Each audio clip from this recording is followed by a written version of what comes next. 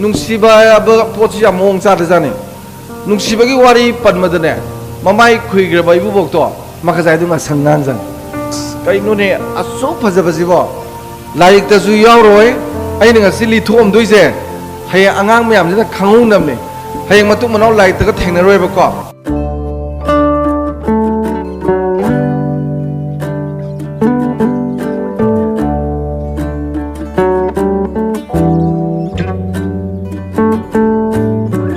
अदो मोइदी याम खंगबनेबा अदुगी खंगबा अहल मयामजे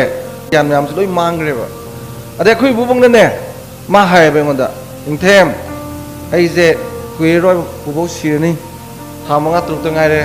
फायाव लमजाव जे सलमगदबा अदुना हयेंगने उजाव तुरगा उ मचा मसु स्वेदना बुबुना सिरदी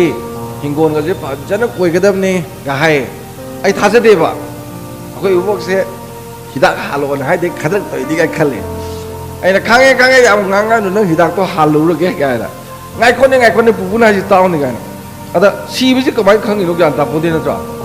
hida ka hala pithe da man haibon ina phajam haibon ai yam khange ai karam kan sine ju khange bai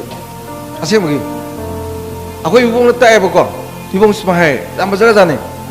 angang amai poku je pung kun mari tumne ba angang je tha mari manga surok pa yang kui tumni pung kun muk tumne ba adai kuira dine ma je pung tara ni thoi muk tumne ba अरे पाखंग फाराबा अंगांग चावराबको पुंग 10 मुक तुमनेबा अरे मियाई चलाबा पुंग 9 तुमनेबा अहल ओयाबा पुंग 5 स्माइ तुमनेबा अरे अहन याम ओइसलाबा खरा ओइसलाबा अहिंग मयाम तुमबा याक्त्रबा सुतुम तुमबा याक्त्रबा सिदोबो कुइद्रने चुमे कोइ बुबोकसे थामरी मंगा लेरगा लेगिदे आइसी मखंगोय अरे माना मागे थवामि चाकतो अदो मम्मी सामे हंदक्ति गा हायबा अथॉमी साइज कमाइनी येंगदगे बाई एलोकेशन मा एंगोद अमन तामे बा अदो ngasi sidabudi takthoroi camera ju yawni pamui बा hanga ka deng take ado main tawraga aina ibok ta hange ba aina ibok ta hange ba moi anga ma sari langje janu ko kesu kaide moi di amue tarakne ba amue langni nga sai do sai capacity do hela kanda ada aina hange ibok ta ibo nang nahawai nupi kuera prai ada adolescence ki inkalak pagi akoina class 10 ga tamang pase nupi ngang gi wakhan ga khan bor ko am nusi ma tamne ba pakhang macha lai sai macha na ga ma gi smaina nusi nuon gi pot ka filter pase chaibiru nu mama pa kana gum na chaibi yawi namjal laga thambi bi yawi tobi ge nu ko sidi prakriti gi nature gi pot ni lai na bo thingmang moy akoina di lai da na regulation to gadam magi कमाइना सुमाइना कर्म मोंद खंगनगनी कमाइना Cohen कोइगनी गाइसे Tapi गदबन अदुनि regulate तो बाइजे लोइनमा control तोर दिने फत्त अंत लेते फत्त balm त लेते आइना आइजे mind जिना control तोर बा आइसे फाइदे फ मी वेदम अदगिदी आइगी हकचांग जे सिना माइंड जे कंट्रोल तोरबा मांगदो अदुना आइना हंगे पुपो नंग स्वाइन तौब्रान अदने जाम साथी जानी को नुंसीबा पोची मोंग चादजाने नुंसीबगी वारी पनमदने ममाई खुइग्रबा इबुबोक्तो माखाजाइदुंगा संगांजन अइना बुबुना इकार माने बा नपाया नमजागा हाइजारे अइ लिरो थुलिरो नत्रदे अइ हेंगे हिदा हालो है अदमाना लीबा अस कइनुने असो फजबजिबो लाइरिकतसु यावरोय अइना ngasi लिथोमदुइसे हय अंगांग मयामजना खंगुनमने हयंग मतु मनाव लाइरिकतगा थेंगनरोयबको अयुबोना हाय सुमांगजिदा खोंग थमिसे सिना खरा लाप मिने सुरिंखारा थमिसिने खरा नकनब मिने खोंग थमस अदा कोइबा चटपसिदा सुमांगी नाकनजे मताइजे सिदा खोंग थमगा अहमना खौदेमी नुबीजना फक थारनिना नुपाजना फम्मेना नुपाजे कइगुम नुपीजे पामद्रबा अदोदने हिदाक से हिदाक खंगिको खंगनबदो नाथक खंगब नत्रो नाथक सिदा टिकीदी होजिका अंगांग दम खंगद्रम खोगी नाथक सिदा हिदाक से हापजे फोप लाउना हापेबा अदो टिकी लोइ थुमनब थादोनेबा कुइना फमदनमने अदा अनि हुमलक चिंगबद लोइरनेबा नुपासिना खंगेबा ओ अइबु माना पामदेस मा यामना तपना इंगना थोकिनेबा करीम हाइना पोते को हाइजे अइ नुपादुना कइगुम लम हेंदना ने नोंगालगा मु लाक्सलबा लाक्नदि हाइ कया मर मर तु लम हेंबा यावनि लाक्पा यावि हाइ लाक्पा कान नुपीसिना ने ngaraangge dumaina hidak se haledana adu waikup hapakane ba aching mu khuding ha de lok khu de masi ko english ta ka haraga I hate you gai dune ba ai di nupa se khange ba as masi sathi ni yadaba jan ai je amu na la ro mobile level te se ina ba te khangna ri je ko kai ngang adana mana pamadu la ba adu di hidak se ke nam hane ba kui na phamna ba तिकीसिना खितंग थाने बा कुइने फमने बनि को आइजे अदुगा और पीने बा अद नुपासिना सुम थागने हिदाक ना थक अमा इजाम कुइगे पने पुंगा हेंदोइने अमा था खंदोइने ओ माने ए पामेस काई हाइने तो नि को आइजे अदगदि नुंगटी गी लानी नुपा दो को नुंगटी गी दा हालनी अदगदि खर कुइरक पदाइ दो सारे ना कोइना लाजी हेगा स्माइना कोलगा हाइन तोर म सेमद्रा अद मसै म स्माइना हापिदना कोई कांचुकी मानब दुमाइन तौबदो अदो अनी सुनेब पीनेब हंगैने नंगना लाइसिबु इतोमदरो अनी सुब्रो अदो नुपादुना अमदु तपना लौथेदना अदो थकपा नतोमदने आइने लाइसे अनी सुदे हाइने मसदा ओरे नुपीसे याम नुंगाइजैसे को ओइदबा तौना पोंते थाइनदि पाखंग लैसाबी नुमिदेक ताबदगी लिकोन सानबदुना नोंगालपबो अहलमन अमत यावदना सानबदा नुपाना नुपी रेप तवे से तारक तब खुनाइने बा डिसिप्लिन लेगा जाने बको अदगिदि अदमाइना तौबदगिदि रे नुपी से खंगे बा ओ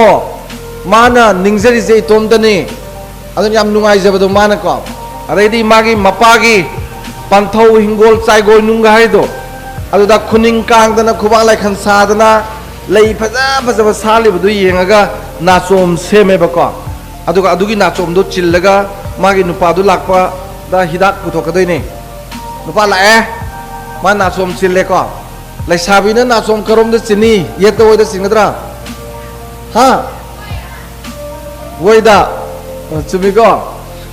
ngarang mau ma yang ke de lae mai naचोम दुना माने ओइदे सिरे लाए मा खंग दे जाने येत सिना येत की लमदांग सिना नुपा ओइगी लमदांग सिना नुपी को येत की लमदांग से थादो अदी ओइगी सिदा हापदी येत की लमदांग नुपा को बुजे लैत्रि हाइ लैसाबिने बा मौना मु येत चिलादी येत की लमदांग से लैजरे युम पांजरे हाइ याम फजबने लैददा हाइनरिबने बा अइ युम पाली पांदे फजरबा अदा नुपी सिना ओइदा नाचोम जी चिंदना नुपादु लाकदा माने हिदा का पुथोकजे सिदा समजिरै नाचोम जी पीरबा नुपासिना लौरेदना सिगी नाचोम जिनेबा मोन मखारा थंबदा ऐ ताबू नुंगदा थंबदा सही अमा मनम कोम दे गाइस अन मोलांग खादा लोलंबी नुजागी समजिगी नाचोम गाइसै सैजे फजरबा अदगिदि मपादुने लै नाचोम पीबा हेक उगिबदगिने क्वेरी होरानी आइगी इसागी थवai हक्सांग पुनमक नुपासदा कटख्रे नुपासे कनानो खंग संगेना हंगमोरने इबुंगो खुंखक्तैरा खुंथक्तैरा खुन्यादैरा खुन्यादैरा का हंगन लौना क्याम चाइ इपा इमा सुरिको सागै नाते कमाइ तौबा युमनांगना कैनो येगना कैनो का लोय हंगने अदगी नुपा मपासे सिना आंगांग नुपाजिबु खंगेबा फैयेसे अदुदेगिदि मागी मचा नुपीदा सिग्नल पीबा होरानी को इबेमा युम पानबैसे तुरे लेंगोइदगी हेना कुप्पनी नबोक वारी सानौ गाय पोचै तुंगजलु सना गाय मसीदनेबा मचा नुपीना ओ इपानासु यारे खंगिसे अदनेबा फी साबदा साबी बुंगो नुंसीबैना खुलंग सै सुर ताबोय तादबोय सक सकतन मसा नोम नोम फी साइ नुगाइबना आयो जबिदो सिकाइदे फंगदोइनो how you can get this you can't get this in any part of the book punchida larik amada masi thengna da natreba but I have got it from my pupu ko aina aigi ibu wok khangok bu gyan macha amane pichak amane base tangra aduna moise imungi library ne library aduna khoi pupu gi bobo gi seba yam phajan to hon gadabane ngang se ko noina sana su to gadabani piron subi gadabani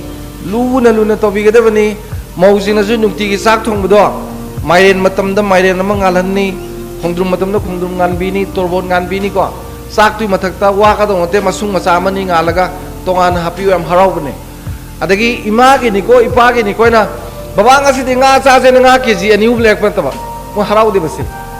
ngasi di ima nga pizer e nga le re ha ga ma ma tom dagi sa dang sang ngo le ko as ai sa je tom dagi le rak chani ga yam harau je ba da special we do siam pam je ba halo re kan da ko ai masi to biyo isa phana ba na thamjage mathang gi tip si dine oza jing da thamjage ko oza jing he na khanga bani ado su sum tana ba hai tar ai na oza jing da haining bam lei ko oza ji France ta ne France ki apex court se khwai wang bu court se masida mai dog sida ne oza natana sokri thar ga pham ba ya ba mim ta lai to oza ka ta ne respect ku to je ade America da ne VIP har dine ka naam bonate only the waza and the scientist ka waza ka teacher ka jani jinata na America da VIP nate yam wang thang jane adagi Japan da ne waza mat police na phab yar without any getting permission from the government dagi permission thang na waza am ta phab yar aduga South Korea da ne waza man phang facilities do aduga India की minister मन fungi facilities है अनिजी यंगनबदने south Korea की वजान है न fungi बको German की क्वाइदगी वांगना तोलोब फंगबसे वजाने था मंगा त्रुकी ममांगदा German दा वजा की तोलोब से क्वाइदगी वांग है कतपदा खने लानमी की मकोक अदगी इसिंग की नेवी की मकोक अदगी नोंथक की मकोक अदगी तोंगान बा साइंटिस्ट अदगी डॉक्टर इंजीनियर लोइद बक्सी लागरे मोई प्रेमियर है करीनो ओजादा तोलोब याम पीरिसे अदा मोई सावने बको अदा मोई प्रेमियर लेखलगा नंग कना सेमी ओजाना सेम नंगदी ओजाना सेमी नंगदी ओजाना सेमी आइजु ओजाना सेमपने अखोय म्याम सेमपदुदा तोलोब याम पीजे से करी काय के नोसिं पीग्रे ओजा से हम वांगे बको करीगी वांगिनो सि ओजा सिंग खांगबम चंगैजे ओजा आइजे अहान मदा कॉलेज जावर में कॉलेज जावर मदगी मणिपुर यूनिवर्सिटी जावर मणिपुर यूनिवर्सिटी ट्राइबल यूनिवर्सिटी हौजिना यूनिवर्सिटी काउंसिलर होने लेको इग्नोगी आई पेंशन चले आई सही हुंबुतरे सुरे अदो आइना इहाना ना स्विट्जरलैंड चपसे सिदा सिटी यूनिवर्सिटी जी खरा लेब नुगायना आई मोइद लेब अदा मोइगी रिसेप्शनिस्ट सिना आइगी मिंग नुंग के लोई लौरगा का सोगा पीरमनिको अदमा कावर जाने आइगोंदा oh my God sorry sir excuse me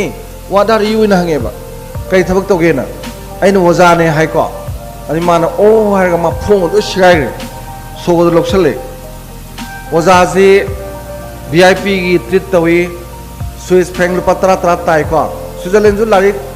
फजन फबा लमगी ranking दे यावने मखादि खरा ओइबने 10 चन बनी मोजु को अदगिदी यामना मोंग ताना थमेको अदुगा आइगी ngana aigi receipt se sidane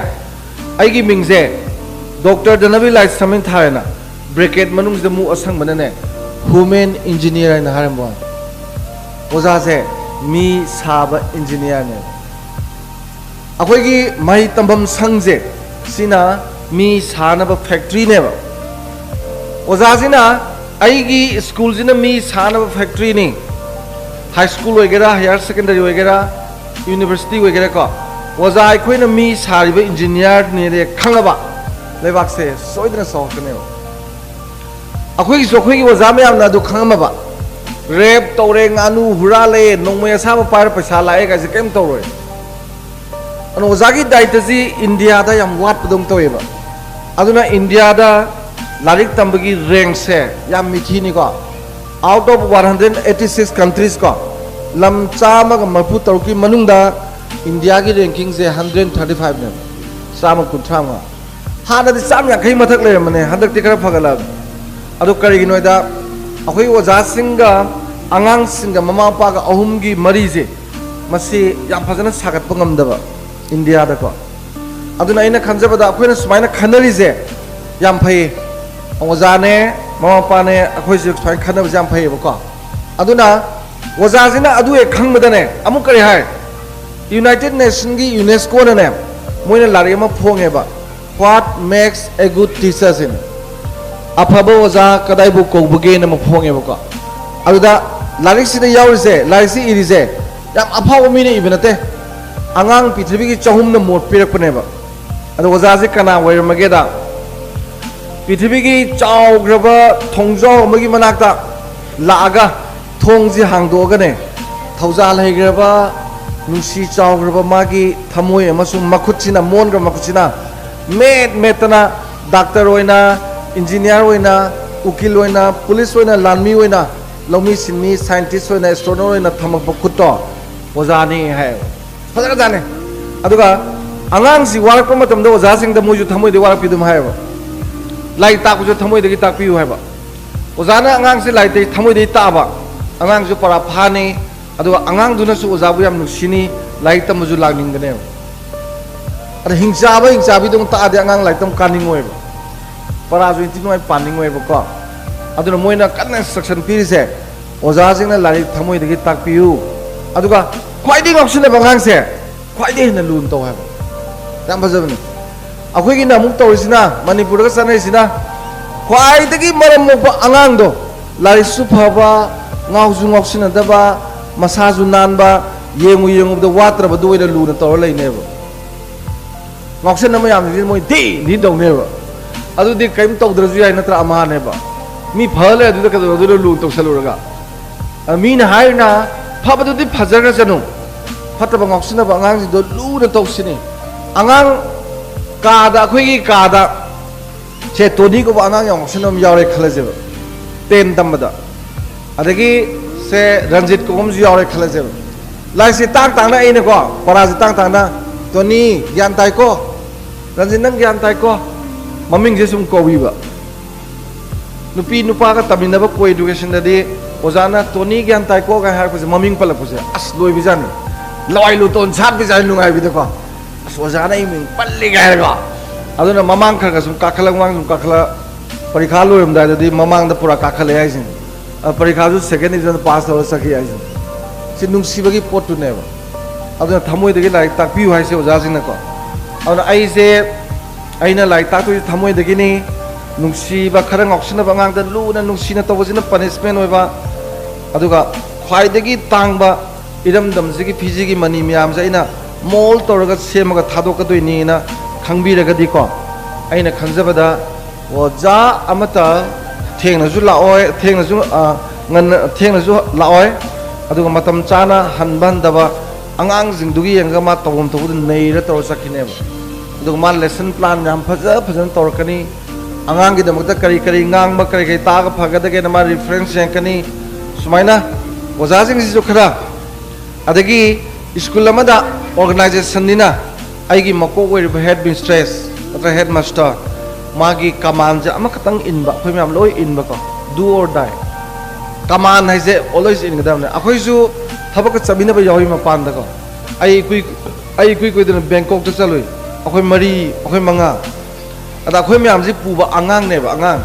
sai ni phu mu ko su ba angang ne ado man puri ni ko man litor chali ni man hai nge khoi argument am ta to de ngasi sida sak sar ji yes ngasi sida le ji yes ngata ne do mo na kyam nungai je thabak su yam yang gi dana ko mari ye na di sak tu sa dab je asigu mo te na sa hong de adu thiru si ga na akhoi di se sa hor ni khan ha ni akhoi di som chala cha hor ni hai adum hor ni se masi unity of command ko so long as aigi ithak thong mudi command je ama katang lehen ba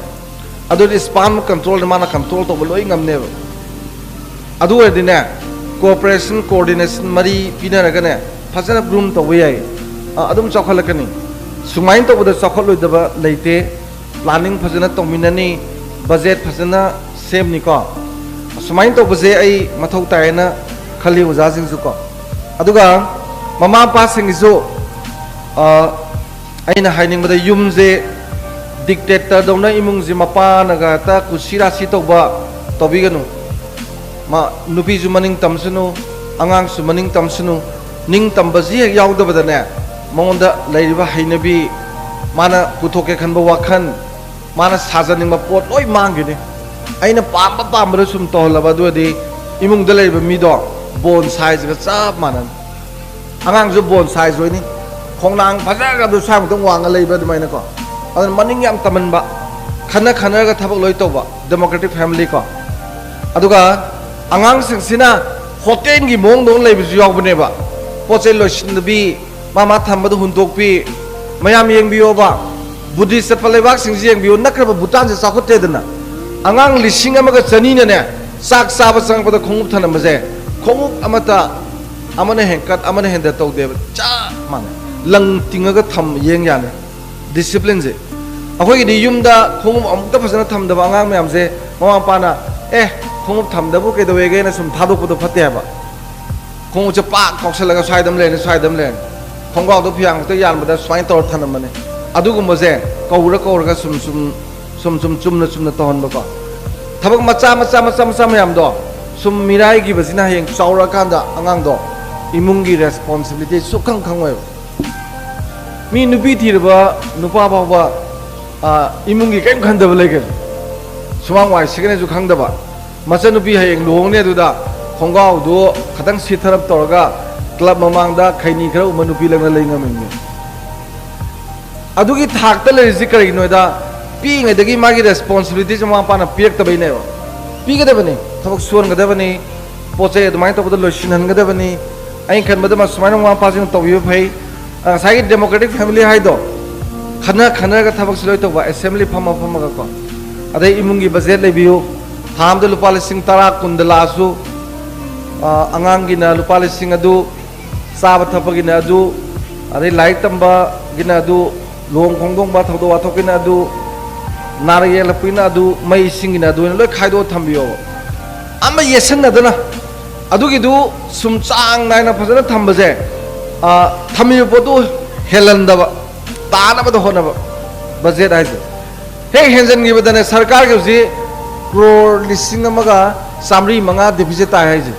पंगतों तोसनबैने cross तोरगा को अना थौदो वाथोक चटपगी लुपा लिसिंग नि थमेबा इगे हंदक थागे assume चटपद तांग कुन मंगा योगद लोयग्रेना लोंगम चतो वापस सोरालम चतो वा चत्र लोर पैसा दे दे लोकसल चपे याद हेंग थेने बद तुम हाय अस भाई नंग सोरालम तो खोई पावदु वांदरक्तरवा डॉक्टर को कोई चेन फरक तागम जाने मतुंग चामो लेको हाय लोरे पैसा दे पूरो रो बिमोन दे को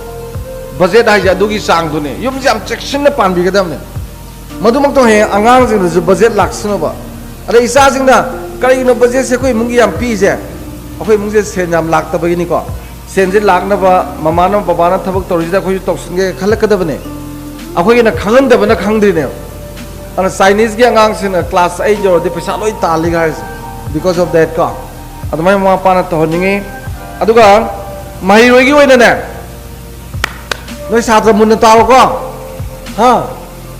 नोय लोय ताव को साइ लांगबा थादोयदना होय ताबा होदों तानि को तारनी का गेम हाइदी तारनी का लाओगदम तारनी को यस अमता होगलो पुलाप साद्रंगे आहल मन जाओ तो फजन फमो को येंगोय करम हागे सोमदो वंजलो हो सोमदो वंजलो को येंगो लेइजे लेइ खांगी को लेइ इंग्लिश करे हाय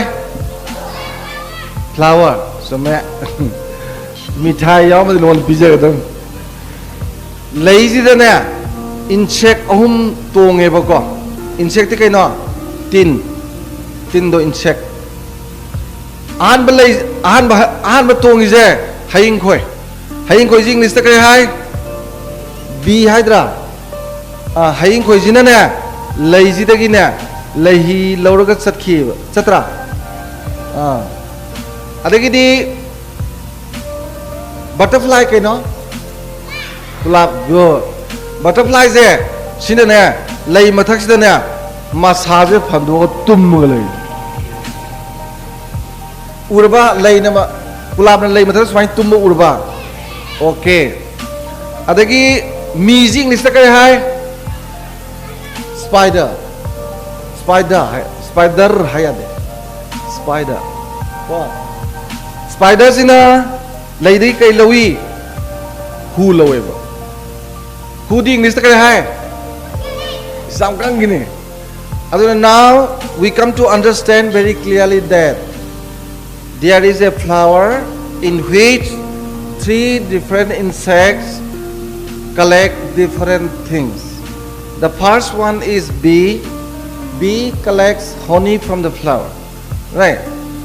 And the butterfly is simply lying on the bud of the flower. Then spider collect poison from the flower. Yari ko? Hain ko? Hain ko na kay lawe ba? Koi kulab na kay lawe ba? Tumjal na bedra. Adagi mi na kay lawe ba? Poison who lawe ba? Adumay na na. School zina na lay wera ba ko? Oza zina na lahi wera ba? Satra se makhal ahungi satra lae ba? Hayin koi man ba satra? Kulab man ba satra? Mi man ba satra? Ha? Hayin koi man ba satra zina na?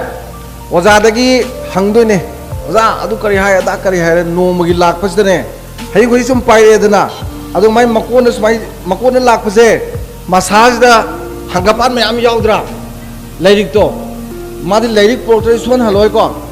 be never back to home without enter lairik yaudana haing koi amatamay da haloi ko adu mai na satra se school da la edna school da gyan lauraga na mayum da halak ko satra yawe ba moi je haing koi ne gyan de ko adagi ne taubna Adi kulab tong tong satra ju yawe ba. Lari khao ke pasen ya lena. Mapi ga na na selena. Mamari lupa taraga lorena. Adu school ji la edna. Ozana ngam ko se mun na ta ba. Adu ko ta di ta po di ko. Toksnai ni. Ozada mun na yenga smai khal laga ne. Mana horen jum yoraga bawai ga idu sam tho ba. Adagi research toksla ba. Ga ko. Ai horen toni horaga kap thar ba. Ga ga wakan jum khala lei dui ne ba. Lai ti ta po de ko ozada smai ye khan doi ni ozada na harau na chong chong lai tak to ne angang na phasan tai na moi pan na noi ju bo adagi di adumai na to ga ne hore ne class lo edna gyan nambo yaw da ne karim ta khang da ne phajana kara ga phajana phama ga phiro nan selaga khaw ya la ga mayum da ing na muksa khine ba sina kulab si ju ne khwai dagi masing ya ma satra je masine ba Hayin koi di masing kara yam de ba ko kulab di yam adai di mi gumba satra su yawe ba class 10 tamba 9 tamba 11 12 tamba se